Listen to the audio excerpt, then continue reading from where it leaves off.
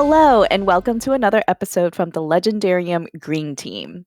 Today is a special one as we're doing a more laid back, chatty episode to catch up on what we did in 2024 and a bit of a look forward to what could be coming in 2025 for the pod. So let's get on with it and introduce the panelists. I'm your host, BefuddledPanda, and I have with me today Cesky. Hey, everybody. Seth. Hello. And Kiptan. Hey, everybody. Hello, I have my boys with me. I'm very excited. Cesky, you and I haven't been on an episode in a hot minute, so very nice to be reunited. I do want to do some housekeeping first. Our listenership has grown a bit in 2024. We are very, very grateful that anybody chooses to spend their time listening to our ramblings. So, for those who are new, a quick intro about our podcast. We are a community of science fiction and fantasy nerds and readers who are patrons of the Legendarium podcast. In 2020, as many others have done, we started our own podcast. It's a spinoff, therefore, we're called Green Team of the Legendarium podcast. The impetus was to cover books, series, authors the main pod wasn't covering, namely Malazan, but also other works. And we've now been on air for a little over 4 years. Can you imagine? We're coming up on 300 episodes in 2025. Exciting. And we've had the privilege of chatting with a few authors: John Scalzi, Mercedes Lackey, David Brin, Stephen Erickson, Philip Chase, Sebastian de Castell. Who knows what 2025 will bring? Ken Liu, maybe. Speaking of growth, in case you missed it, we are now on YouTube, audio only, and YouTube Music. So if you're inclined, we'd appreciate follows and likes there. We also see all the comments. We're also on Threads and Blue Sky. Follow us there for some fun times. But if you like to chat with us directly, join the Legendarium's Discord. I promise we don't bite, and you may find some really awesome book recommendations as well. All of the links will be in the show notes. With that, let's talk about 2024. So we did a mid-year check-in in like July of 2024. So there are some things that we already covered there that we're not going to cover here. But I am curious, now that you've had a full year of reading, what was the best book recommendation you read in 2024 from our Discord community? Anybody want to go first? Yeah, I'll take it. This is tough because I read The Wall of Storms last year, which is the Dandelion Dynasty. It's one of my favorite reads of the year. But my answer is probably Malazan, Book of the Fallen. I read all 10 last year, and they were great. Cesky's shaking its head at me, everyone. So that's okay. I have to actually read them before I can truly pass judgment. Is that a promise? No, it's not a promise. I've tried 2 years in a row, and I just fall off every time. So. Do you want me to read it out loud to you, and I'll do the voices too, and the giggling? I am not sure that would help. Awesome. And yeah, for the record, it doesn't need to be, a read that we did for the podcast. It's literally just anywhere from our Discord community. So for Seth, it was Malazan with the close second of The Wall of Storms. Kudos for finishing your Malazan journey, at least the main series. And now you have dozens more Malazan books to continue. What about you, Cesky? I am looking over my year last year, and your 200 books that you read. I definitely did not get 200 books, although I'm going to shoot high this year, like I do every year. I do a lot of recommending, but I don't do a lot of getting recommended. Well, aside from the ones that everybody throws out for everybody. So one of the only ones I actually read was Infinite Jest that was recommended to me, but I'm not going to say that one. That one does not deserve a thing there. So I did notice that I have Dragon Song that Sebastian de Castell had us read, and that one was much better. So that'll be my favorite recommended book this year. Very nice, very nice. We'll take Dragon Song. In case listeners didn't catch it, Cesky did a very good job of being a good sport and reading Infinite Jest with Huron and Ash. Was there anybody else on that one? No, you No. couldn't pay anybody else to be on that one, I don't think. Not with You could not not. with the three of us already there. And yes, if you would like to hear Cesky's wonderful thoughts there, go check out those episodes. What about you, Kip? So I'm really torn personally. Both of them, though, happen to come from our lovely friend Drew McCaffrey over at Inking Out Loud. So I'm torn between the end of the Acts of Cain and the end of Book of the New Sun. Solid. Yeah. I Wow. think I'm going to have to pick Cain's Law because it's the only one of those that I actually feel like I understand. You feel like you understand Cain's Law? Wow. Okay. I do. That's a hot take. Or at least he understands it more than the Earth book. Well, yeah, okay. Fair. Either way, Drew McCaffrey, if he's listening to this, is doing a victory lap. That's a win. I love me some achronological storytelling, and it certainly delivered. I mean, as did Earth of the New Sun, but There you go. For me, okay, so I'm going to choose something that we didn't cover on the podcast. This was a recommendation from Tormig. It's called A Game of Fox and Squirrels. It's a middle grade book dealing with some really heavy topics. There was some discussion on it on our Discord community. Honestly, it's just really well done. You're seeing the events and experiences through a little kid's eyes. It's very much like you're finding things out as the kid is figuring out what's happening. Yeah, and there's the like fantastical element of foxes and squirrels and some other critters in a game. So there you go. Awesome. At the very least, I feel like I'm going to have to reread Cain's Law fewer times than I'm going to have to reread Book of the New Sun. Kip is still thinking about it. I'm going to be thinking about that book for a long time. I can already tell, and that's what makes a good recommendation. Nice. Just promise us you won't read it as much as you read the Terra Ignota series this year. Yeah, this will be what, like, you're reading the series 3 times in like the span of a year? Oh, I read it way more than 3 times. Oh my goodness. Last I heard he was up to 6. Yeah, I'm definitely in a span of a year? Yeah. Wow. That is wow. Okay. I've only read Perhaps the Stars 3 times, though. I read the rest of them quite a bit more. Oh, Kip. Only 3 times, he says. Only 3 times. You look on his Goodreads, and it's just that series the entire year. My Goodreads stopped functioning for me, essentially, because I was rereading the series so many times and like interweaving all of the different chapters and books. I was like, I can restart To Like the Lightning again. I can restart it again. Well, we'll appreciate it when you make time for other reading for the podcast. Yeah. I'm sorry, it was very hard to interrupt Terra Ignota for Truce at Bakura. You mean the quality just didn't it wasn't as high of a caliber?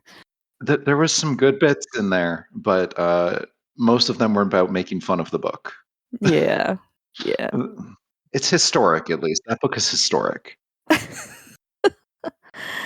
Lady Speeden did ask, did you read a new top 5 ranking best books you ever read in 2024? And if so, which? Do you think any of the books you plan to read in 2025 might be a contender? And if so, which? So, well, question to Kip is the end of Acts of Cain, is that in your top 5? It's not currently in my top 5, no. Oh, okay. But you have to remember, he's only got 1 slot. He's got 2 Like the Lightning and the 3 sequels, and then 1 slot left for the next one.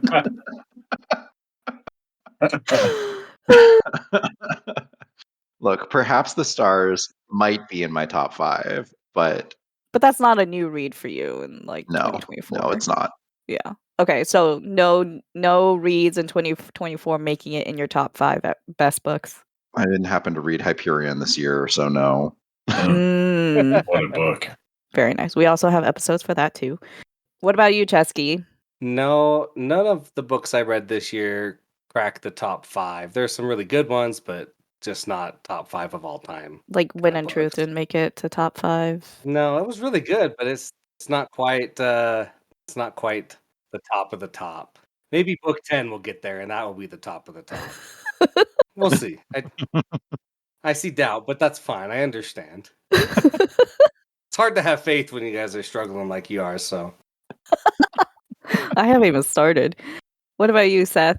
You got a tough choice. I would say yes. I mean, my top 10 probably got obliterated in 2024. It was an amazing year of reading for me. Yeah. But maybe Toll the Hounds by Steven Erikson breaks my top 5. Yeah. Oh, and Huron is doing a victory lap dance. Yeah, I mean, I also read Book of the New Sun, and I just haven't stopped thinking about it. I'm super loved excited. watching your reading this year. Yeah, I mean, 2024 was incredible. I just have no idea. Here's to hoping 2025 is as good. You just never know. But to the second half of that question, I got no idea what I will be reading next this year and if it will be as good. Who knows? Yeah, I hope so, though. Yeah. I've been told Sun Eater is up my alley. I don't know if it's going to reach my top 5. My top 5 has taken many years to make, and it's presumptuous to assume that a new one is going to hit it. Do it, kid. Just do it. Seth is ready. It's my active book right now. Oh, really? You actually making Empire time. of Silence is my active book right now. It's the worst one. Just get through it. It'll be fine. Yeah. Now that I'm not allowed to continue in Rainwild Chronicles because we haven't recorded our episode yet. Shout out to Yeti. We'll get there soon. You have a whole year. Okay. For me, my reading was pretty fun, I would say, and I think The Wall of Storms is making it in my top 5, if not quite close. So super good book. Looking forward to seeing if the rest of the series will contend with The Wall of Storms. But according to Yeti, The Wall of Storms is the best one in the series. So we'll see. Cesky, did you have any books that you're planning in 2025 that could contend? Sounds like a cop-out answer, but I always hope that every book will, be the top. But it's not likely. There's that Chesky optimism. Including the new was it Susanna Clark book? If that one tips over from the don't like to the do like, that's a win for Susanna Clark. So her newest book is quite short. At least you wouldn't have to suffer long if you don't like it. That's fair. It's a really quality over quantity of suffering here, though, is what we're talking about. Oh my goodness. Okay, so we did ask this in our mid-year check-in episode, but we've done more episodes since then. Any favorite episodes, preferably ones we didn't talk about yet from the second half of the year? I had a lot of fun with Exordia. Oh my goodness. Oh yes. So at the time when we were recording and releasing the mid-year check-in, the Exordia episode hadn't released yet, but it is now out there in the wild. And I will tell you, Kip, I am still thinking about that book. And 2, on social media, when people are asking for book recommendation, I'm just sneaking Exordia in there because, especially for those who are asking for bizarre, strange sci-fi, just check it out. Yeah, just check it out if you're looking for bizarre, strange sci-fi that melodramatic. I've been reading a lot of melodramatic stuff, but including Empire of Silence. That man is melodrama personified. But the relationship tangles of Exordia are, if they weren't portrayed as so serious, I would find them utterly hilarious. I mean, I just still can't get over the Bionicle fanfic origins. So there's that. I loved Bionicle so much. That's glorious.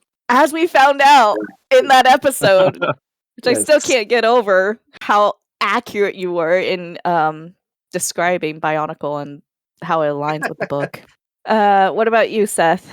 Yeah, so not me, but some other people are covering the Alex Verus series. I read the entire series in 2024.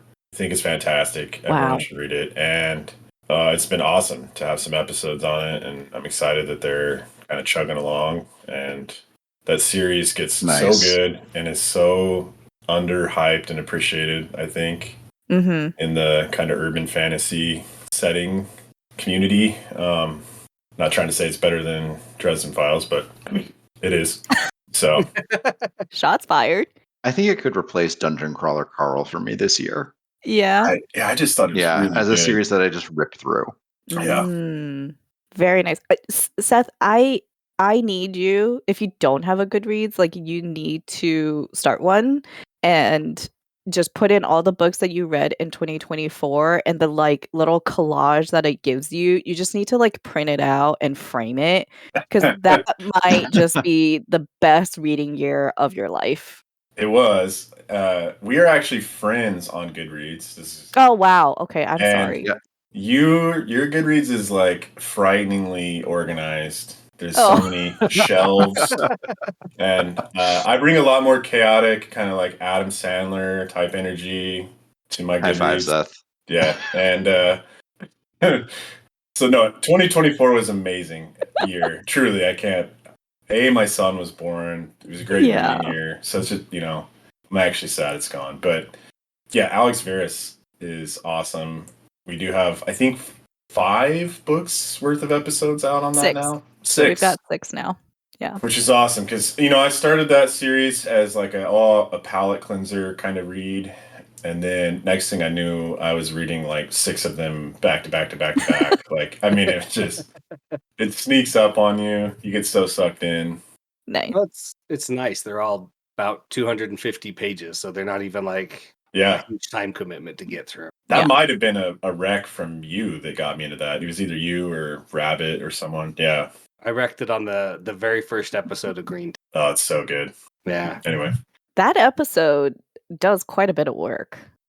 Just based on like people coming into the community and saying what they've read based on that first episode, which I'll link in the show notes. What about you, Cesky? Any favorite episodes? Well, I was gonna say the Faded and Alex Verus series as well because it's so good going through them again and just getting Jingle's first time through it, and then 3 people just talking about it, kind of over the top of him, and just being like, "Well, you have a lot to look forward to." Like, here you go. Like, feels like every book we're saying that just this book was great, but wait till next book. It just keeps getting better and better. Nice. I've really enjoyed listening to the 2 Like the Lightning and the Terra Ignota because it means I'll never have to actually read it. I can just listen to Kit talk about it. Get all my philosophizing and dilemmas out of the way there and let him think about it for me. So he does good at that. I was thinking about our Perhaps the Stars episode today, and you could not understand a damn thing in it if you have not read the books. Well, that's how I feel about the other episodes I've listened to so far. Anyway, I get the broad strokes. Things happen, Things happen. They've been good. I enjoy every one I listen to, but yeah. Nice. Terra Ignota. For me, a couple of highlights from the second half of the year. The Van Helsing episode that we did, just rewatching that movie and then being able to talk about it. I was definitely more fangirling about it than the other people on the episode, but whatever. My biggest surprise, I think, was Fourth Wing. Like, Seth, I was so excited that you were down for that. Me too. I listened to that for sure. As soon as that came out, I was like, yes, now. And just like the kinds of conversation we were able to have talking about that book, and how like the hype just did disservice to the book, for at least for us. So many good stuff. I think starting the Dandelion Dynasty, so it's been on my TBR for so long, and it's a completed series. We know we can finish it. It's not going to take 3 years, and it's got a lot of depth. So those episodes have been really great. Yeah, the latest Wall of Storms episode is probably my favorite one to record all year. Yeah, it was great. Nice. Taking a little quick break, I went through, and our podcast is, I guess you would call it syndicated, distributed across dispersed across a lot of different platforms, and it is a bit of a pain to like try to track down. Doing the best that I could, I have aggregated that we are close to like 1,800 like subscribed, followers, etc., which is amazing. So thank you to everybody who has already liked or followed or subscribed to our little podcast. if you're listening to this and you aren't subscribed or following, we would appreciate it if you do. The shout out to the 5 followers on Amazon Music, which is, a bit random, but we are there. We talked about this on our mid-year check-in. At that time, Hyperion Part 1 was our fastest growing episode, and it still is. It very much still is, and I do a little tracking every week as I remember it, and it's about it's less than 600 plays behind Gardens of the Moon, the first episode, which I think in 2025 that distance will close by at least half, I think. I don't know. I feel like more people need help with Gardens than need help with Hyperion. But Hyperion is more well known. Sure. More people are more likely to find Hyperion than Gardens of the Moon, I think. So anyway, listener, if you care about whichever one is the top listen episode, go choose your favorite horse. I have a little section called On Pause. If there was anything that we had started but just did not continue or won't be continuing, I did put Sandman on there. We had started Sandman, the graphic novel covering, I think we did 4 episodes. That's just been on pause. I think it's just priorities, and trying to schedule across 3 different time zones is quite challenging. So if anybody listening does want us to continue with Sandman, let us know. But otherwise, that might be on pause for a bit more. Okay. Anything else about 2024 you want to get out there? Dungeon Crawler Carl was really a surprise for me. it was actually a well-written lit RPG, which was yeah, entertaining, comedic, suitably dark. I feel like a lot of series have problems committing to a level of darkness, which Dungeon Crawler Carl does, while still maintaining a tone of levity and jokiness and hilarious cat. But occasionally the entertainment mask flips and you just get these really hard-hitting moments. And I appreciate that. Nice. And it made me want to keep reading and not feel like these were entirely fluff. Oh, good. Very nice. What about you, Cesky? I was just going to say that Kipton and I were reading the Vlad Talto series. We stopped at book 4, and then Era got really busy, and so who knows if we'll pick that one back up. But it was fun. Yeah. Probably should. It was fun, but it is on pause. Also, our culture series has been a little bit on pause. No, it's not on pause. Yes. We're going to continue. Absolutely. I have inversions ready. Awesome. I'm ready. Yeah, no, that is not on pause. Okay. I stand corrected. Yes, you do. Anything else about 2024? It was nice knowing her as we waved goodbye. November and December lasted A, forever, and B, not nearly long enough. 2 things can be true at the same time. Yes. That's right. All right. Hello, 2025. Solution asks, I want to know which authors you want to cover, but don't think anyone else in Green Team would want to. I think you'll find more takers than you thought. Oh no, Kip has a laugh. What's going on there? The Captive Prince series by C.S. Picot. I know enough about that series to hesitate. It's overblown. I would like you and Seth and Cesky to come. I'll read that. And I will listen. I can be persuaded, but it has to be good persuasion. Well, here you go, Kip. What's your pitch? I don't have pitches for straight men. Yeah. And I think that might be a winning pitch. Well, it sounds like a losing pitch to me. That's no. Yeah. Haven't you always wanted to follow a prince in downtrodden circumstances and learn how he frees himself from slavery? Come on, that's half of the books you guys read. Say the other part out loud, Kip. The one you're holding back for me. I know it is there. Keep going. And haven't you wanted to learn the story of their rival prince, who is maybe not in line for the throne as much as he should be? Still feel like you're holding back something on me, but I'll let it go for now. And how they form a bromance as they invade the former prince's country. He's definitely holding something back, but I'm not going to be the one to reveal it. And navigate the unique relationship formed by a slave and master. Oh, well, there you go. It just gets better and better every word you say. I think Cesky is bought in. By the end of 2025, I want to see this episode. Anything else to add, Kip? No, but I'd love to hear suggestions from Panda about maybe a fourth person to join us. Just bring in Mr. Anderson over here. He'll enjoy it with us. Perfect.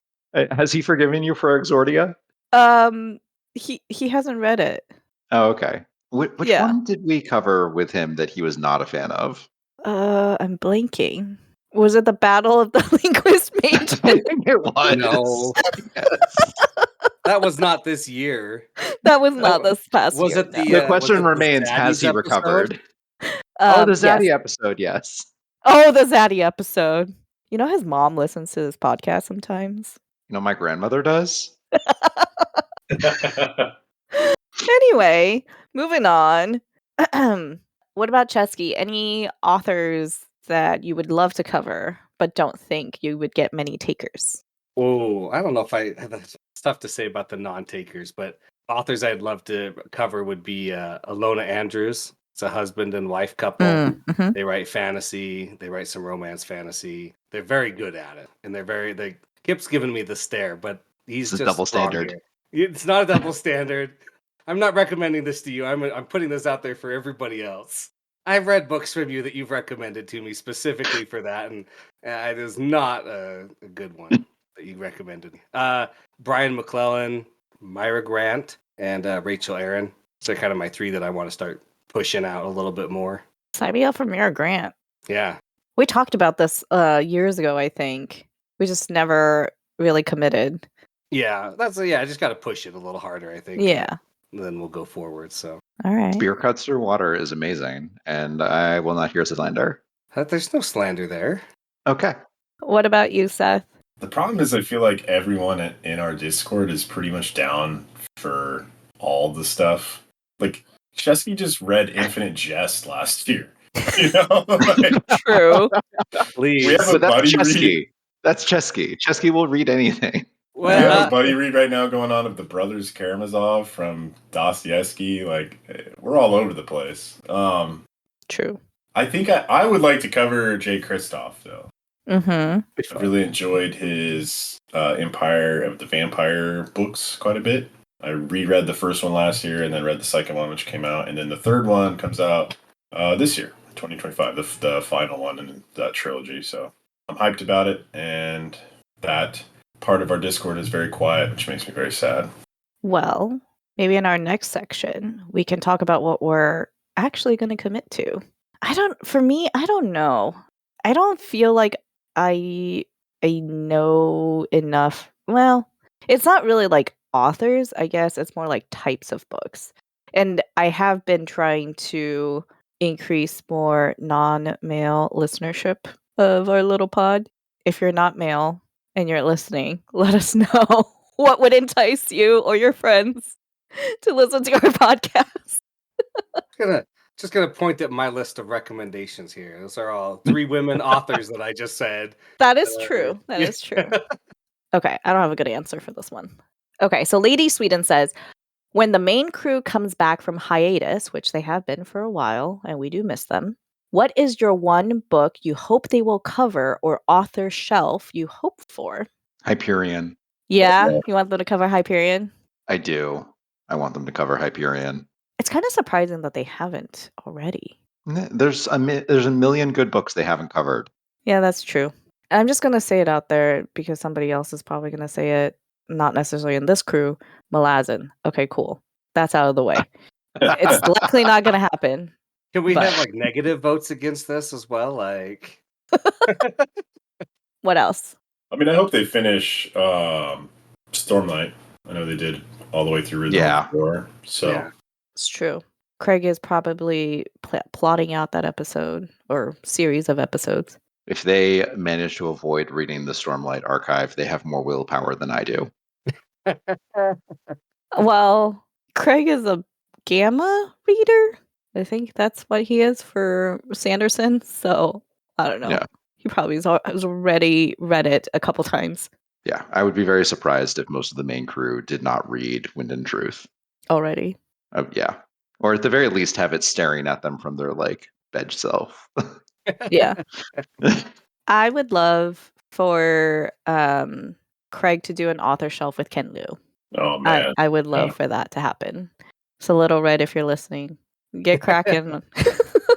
Lady Sweden also asks, do you see a point in having reading goals? And if you do, what's yours for 2025? Chesky's nodding his head. I like the reading goal.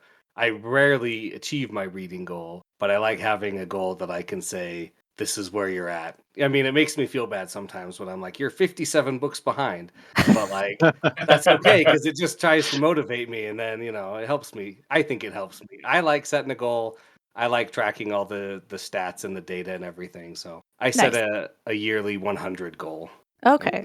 I see how I get. So My reading goal is counterproductive if I feel like I'm not on track for meeting it. I feel like eventually I go, what's the point of tracking more books or reading more books if I'm never going to reach this goal? So I set mine low each year, and then I'm happy when I meet it. Is it like and one? then I'm happier when I exceed it. No, it's like 20 or 30. Yeah, that's good. I set mine as 42, and then I mean, this past year, I did read a bunch of children's books, as you guys probably saw in Discord, which honestly was a great time. I had a great time. I set mine at 40 this year, and I didn't meet it, though it also didn't count all my rereads of Terra Ignota. Your rereads should definitely count, so that's already like 20, right? It's at least like 24 or something. There you go. More than halfway. And you read The Culture, you read Star Wars. I was there. That's but definitely...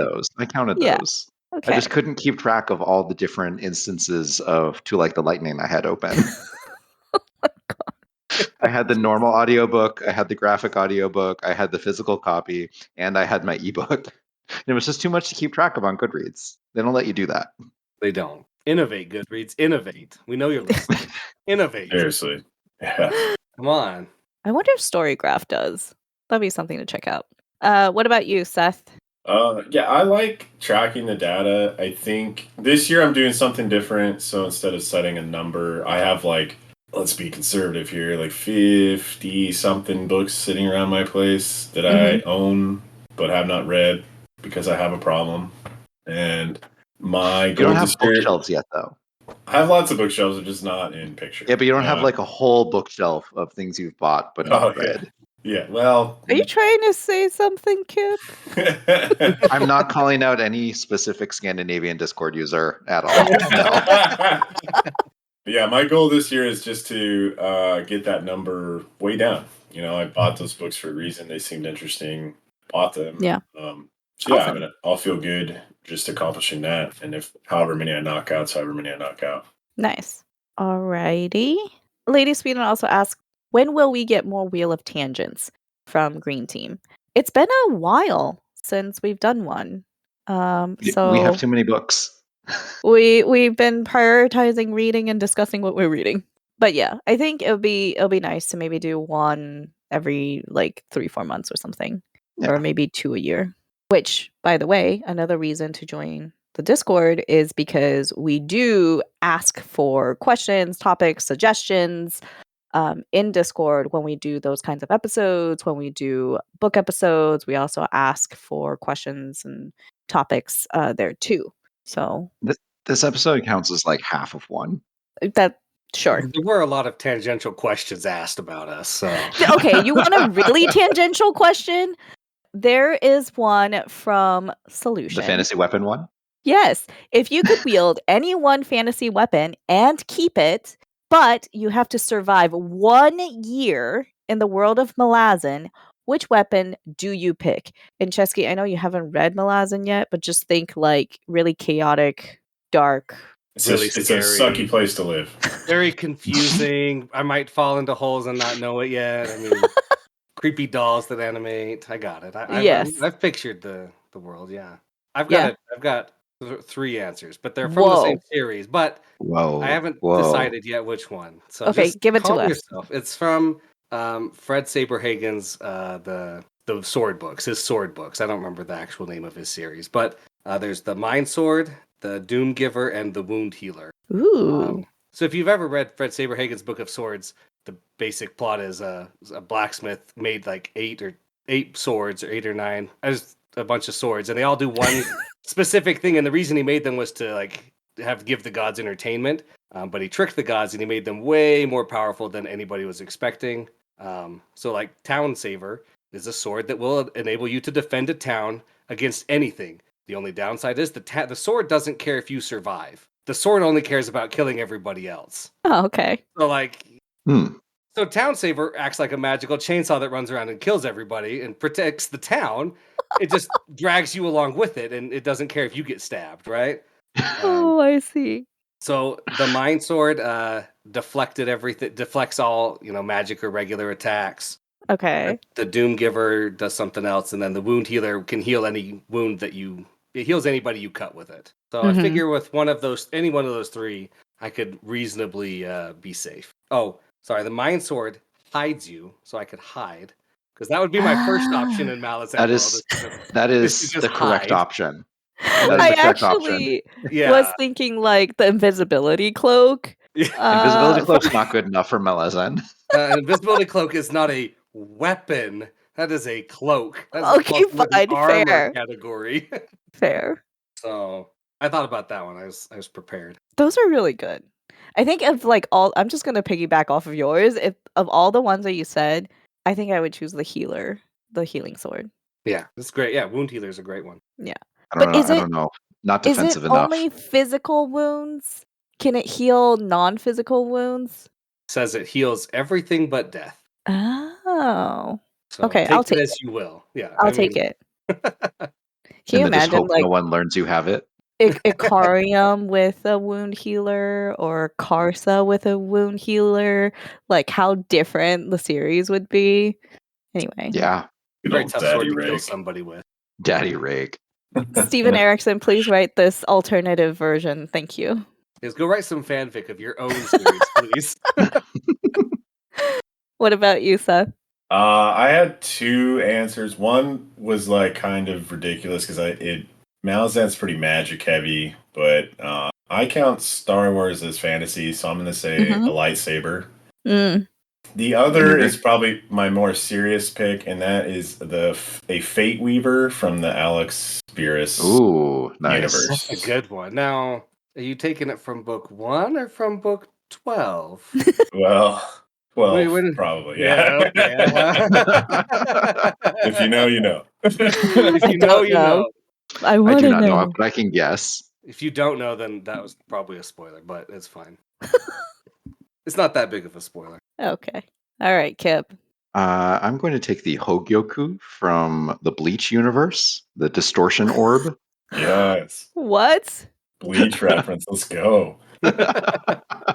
I can't really go into details about what it does, but I do think it would allow me to survive in Malazan or anywhere, especially given the caveat that I can wield it, because that's... You have it, Kip. You just can't use it. It is kind of famously hard to wield. And so, given the assumption in the question, I'll turn myself into something not quite human anymore. I'm fine with that, as long as it means I can survive and keep it. Oh, wow. Well, it's only for a year, apparently, so...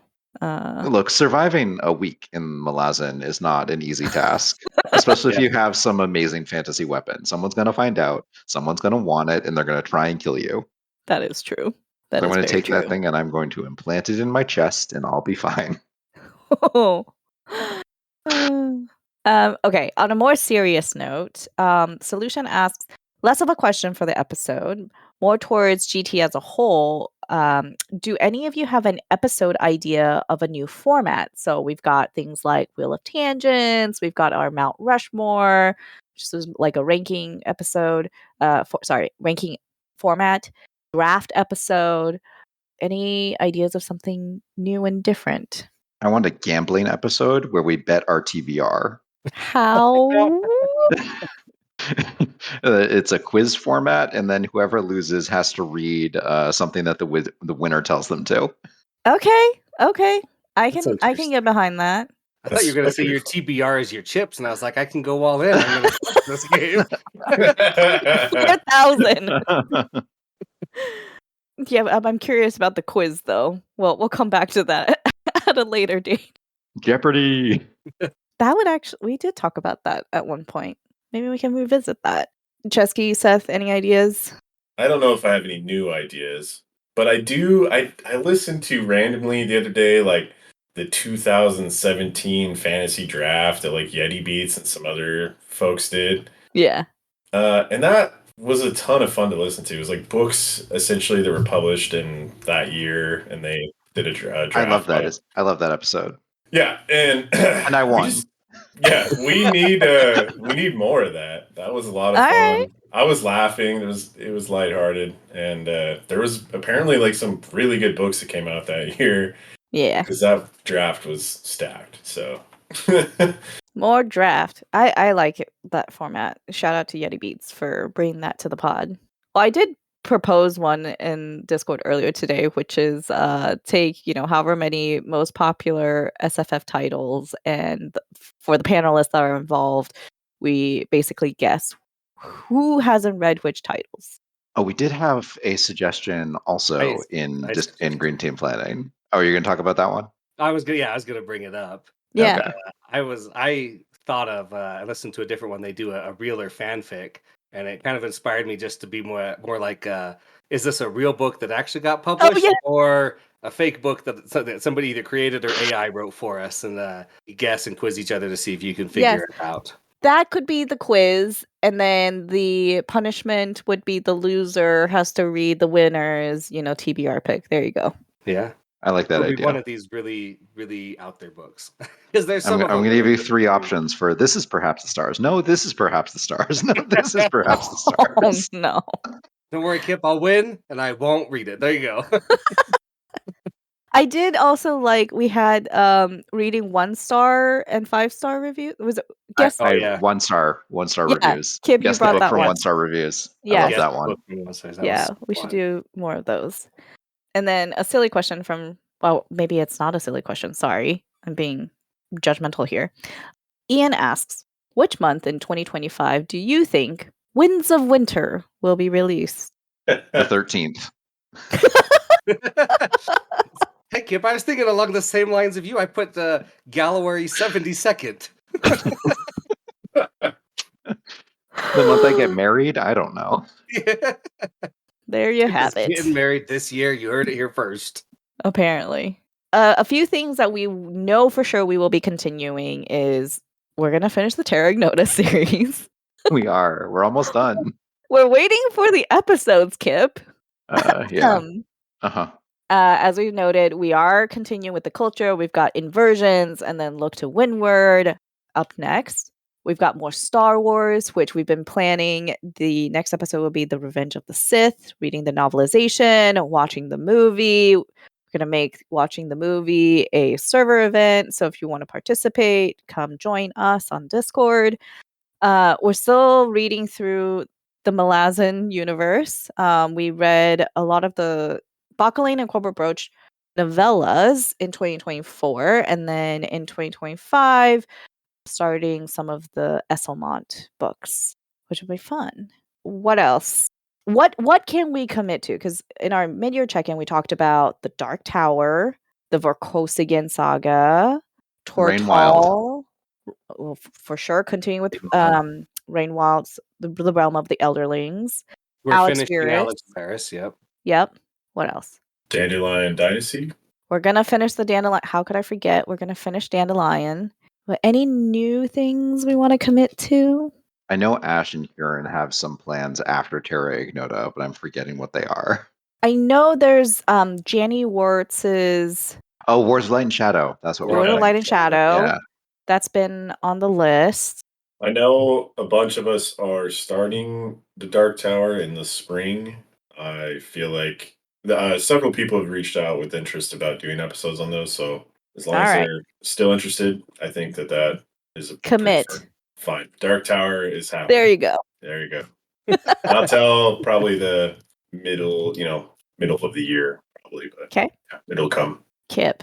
I really want to be able to commit to the Archive Undying this year, but I need people to be with me. Take 2. Attempt number 2. Red DNF. All right. Is this? Can you say, is this as weird and bizarre as Exordia, or just different? It's not as weird and bizarre as Exordia. It makes much more sense, in my opinion. And better? Oh, definitely better. Okay. Definitely better. Also, but also, like, I know Exordia had some supposedly depressing protagonists, but I actually feel it from this one. Okay. Sunai is the disaster bisexual that I never wanted to be. Okay. All right. And that's a fun protagonist type that I'm drawn to. If I read this, will I get to know Kip's brain better? Oh God, no. I'm not like Sunai. All right, let's do it. For one thing, he cooks.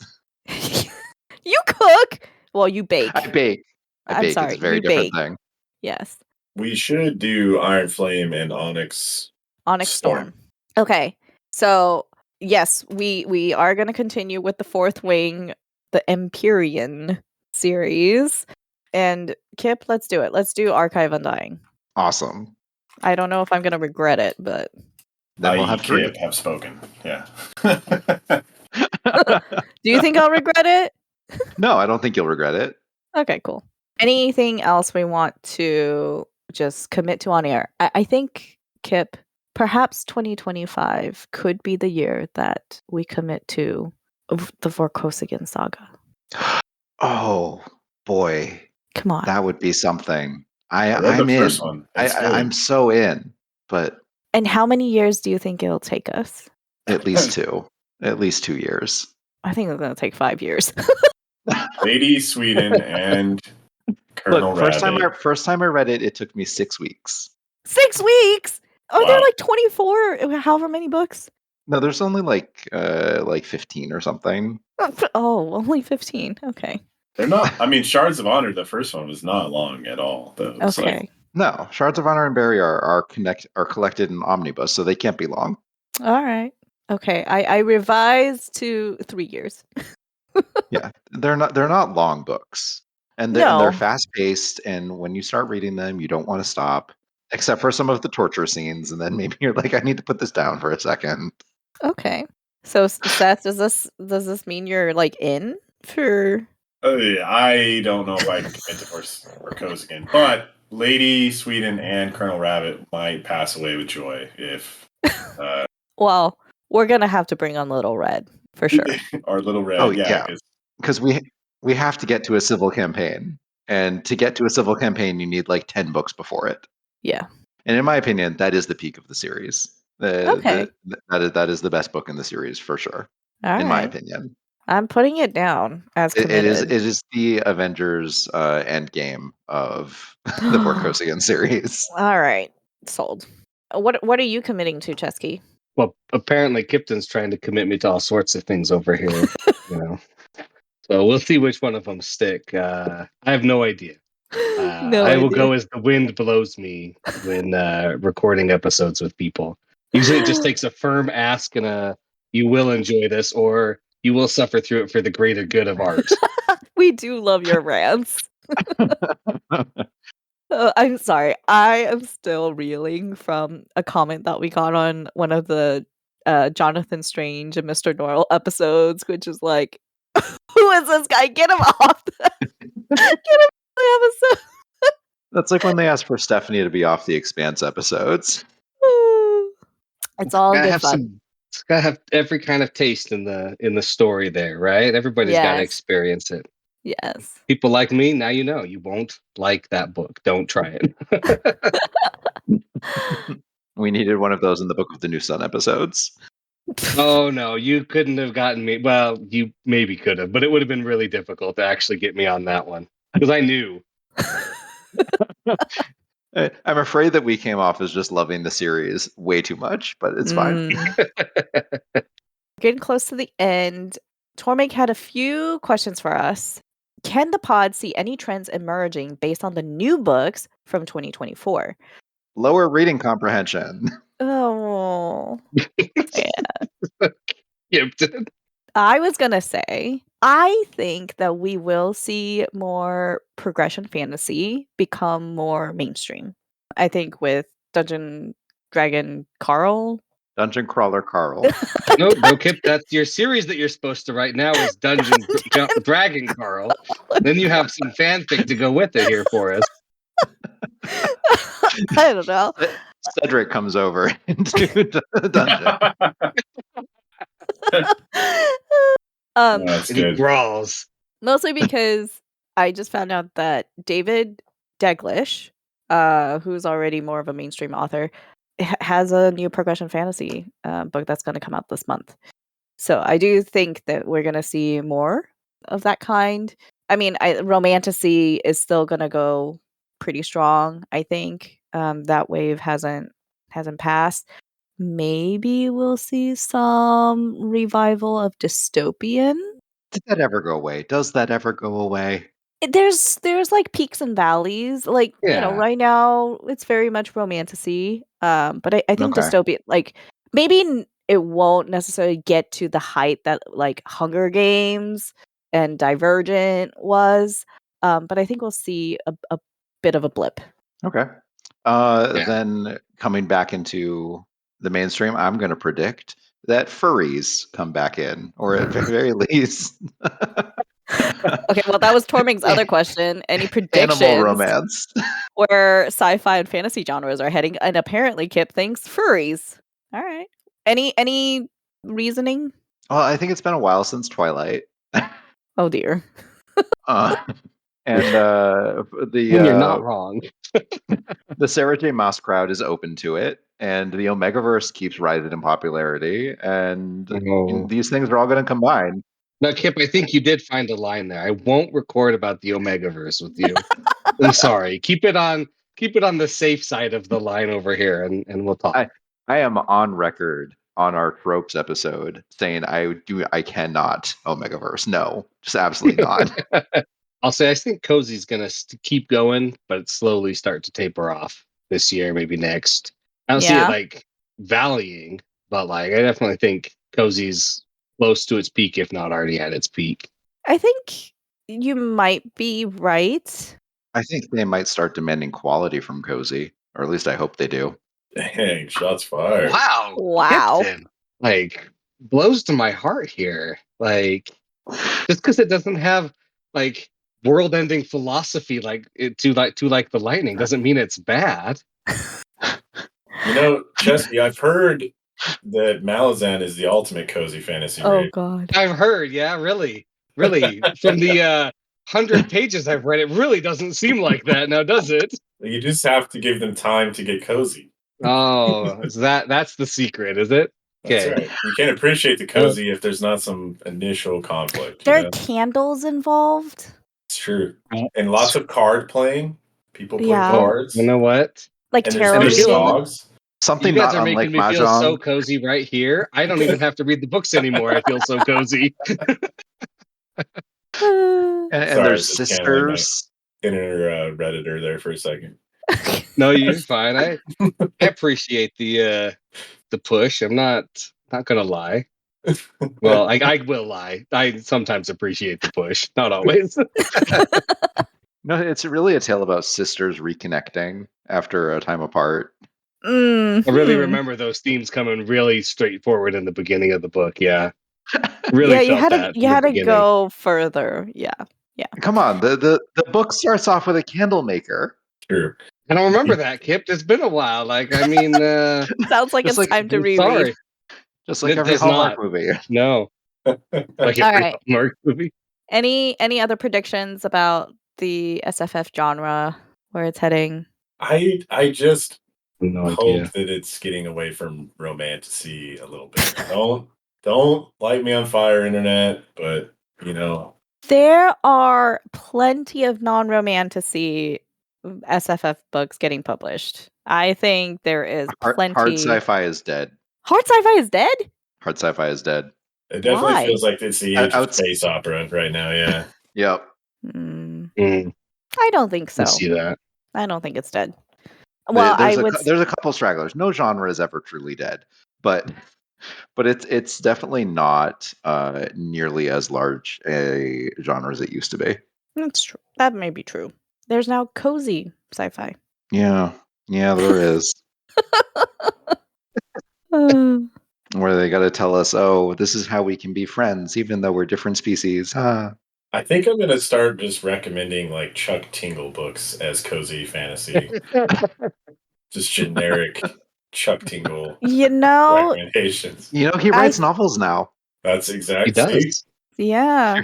He writes serious novels now. Did you read it? I have not read it yet. I'm still scared. I'm still very scared. Very good things. Daniel Green said they were really good. Now, if you appreciate what he says about it, then that's their story. But I don't know. I find conversion camps slightly triggering. I think that's really understandable. Oh, Chuck Tingle could probably, a lot of what he writes could be categorized as romantasy. No? Yeah. I think I'm on something here. I mean, there's a lot of ways to define a lot of things. Though if you're dating a jet plane, is that romantasy or is that Roma sci-fi? Roma sci-fi. It could be everything. Any themes you are missing or any themes that you feel are becoming old fast? Kind of talked about the romantasy stuff. Anything that's like really missing? I think dragons. We're gonna have more dragons. I like that. I would say I want more unsympathetic villains. Yeah. Mm-hmm. Gotten a lot of just every villain gets to be sympathetic, and that's not a bad thing. I mean, but I just want somebody who's just like a big bad, evil, just bad. I don't have to have a backstory that they went through hardships and then they turned evil. Like this, no, they chose to be evil. That's good enough for me. Let me tell you about a guy in a Robin Hood book named Kyle Haven. Cesky. Well, I do love my Hob. I just haven't read those ones yet. And then what you seek will be in those pages. I want romances with like 10 points of view. Okay. All right. I want a hockey smut novel from a author whose name shall not be put in this episode. But I've heard whisperings in the wind. Oh my God. Of someone that we know who might be working on such a project. And oh, really? I straight to the top of my TBR if it ever comes out. Just All saying. right. I want Ender's Game, but actually queer romance this time. Okay. Could be good. Now, Kipton, that got to ask for things that are like easily doable here for us here. You don't think there's fanfic out there for that? I said easily doable by us here for that. Okay. Then I will amend that and say that we'll just take the most important elements of Ender's Game, and I will say that I want a 0G sports, like professional sporting romance. Interesting. That's cool, yeah. I mean, if there are any like indie authors out there listening, I think this is great fodder. We're just giving away the ideas away. I also want like more funny titles. Like one of the series on my TBR is another Cesky recommendation, and it's Fred the Vampire Accountant. Mm-hmm. And I don't know why that's so good. Entertaining to me. And then if you see the cover of it, it adds to like it just adds to the whole thing. yeah, it's true. I like stuff like that can make me laugh a little. Nice. Like Dungeon Crawler Carl, I haven't read him yet, but Princess Donut, I believe is her name. The cat. That is part of her name. She's very long name and title, right? Yeah. The medium length version of her name is Princess Donut, the Queen Anne Chunk. Yes. And she is legendary on those covers, and it makes me laugh because there'll be like Carl, I'm assuming Carl, like running through something in his underwear with like a cat. And Yes. it's glorious. And I appreciate kind of wacky art like that. Carl is canonically barefoot in his underwear for a long time. It is me. I am Carl. I mean, John Scalzi is still writing, and he has a new book coming out in 2025, and he is typically pretty good about that kind of humor. I haven't read it yet, but it's on my nightstand. Starter villain. That's an absolute S The tier. cat on the cover. Yes. That's a good. If no one's willing to do C.S. Picot with me, then I want someone to do more Charles Stross with me. Put it in the chat. Yeah. Okay. Oh, I'm usually pretty open for most I'd love to things. cover like Singularity Sky or a Celerando. I saw that at the bookstore. I should have gotten it. We could Singularity rapid Sky. fire some of Red's questions, I think. All right, real quick. Little Red asks, what book brought you to fantasy? Sword of Shannara, Terry Brooks. Hey, Nice. that's the exact same for me. Hey, my man. Yeah. The Magic School Bus. Respect. Is that Respect. fantasy Like it. or sci-fi? That is fantasy. It has magic in the title. That is true. The Magic School Bus. Arthur.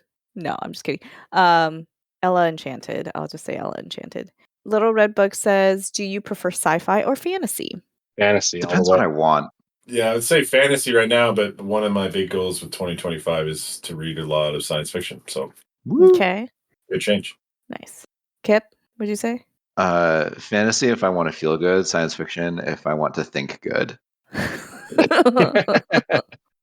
Dandelion Dynasty is like a mix of the two.